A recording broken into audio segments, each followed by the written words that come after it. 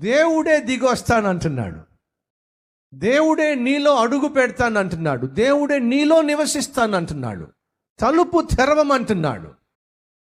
ఈరోజు మనలో చాలామంది ఎందుకు అనేక సమస్యలతో అల్లాడిపోతున్నారో తెలుసా?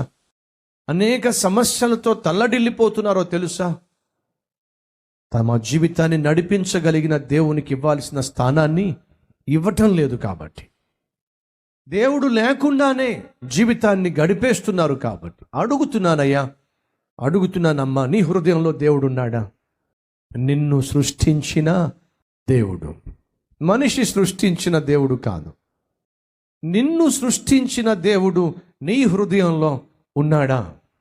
నిన్ను సృష్టించిన దేవుడు నీ హృదయంలో ఉంటే ఆయన నీ జీవితాన్ని పదిలపరుస్తాడు, నీ జీవితాన్ని పవిత్రపరుస్తాడు, నీ జీవితాన్ని చేర్చవలసిన గమ్యానికి చేరుస్తాడు.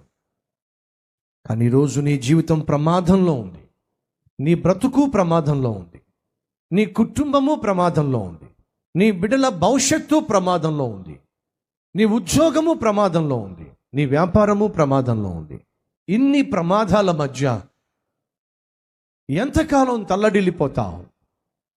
నువ్వు చేయాల్సిందల్లా ఒకటే, నీ జీవితాన్ని ప్రభువుకు అంకితం చేస్తే, నిన్ను సృష్టించిన దేవునికి నీ జీవితాన్ని అప్పగిస్తే, ఆయన చేతిలో నీ జీవితం పడినట్లయితే నా దేవుడు నీకు శాంతినివ్వగలడు, సమాధానాన్ని ఇవ్వగలడు, ప్రశాంతతనివ్వగలడు.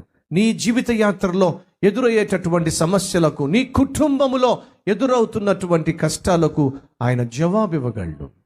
నువ్వు చేయాల్సిందల్లా నిన్ను సృష్టించిన దేవుని చేతిలో నువ్వు పడాలి.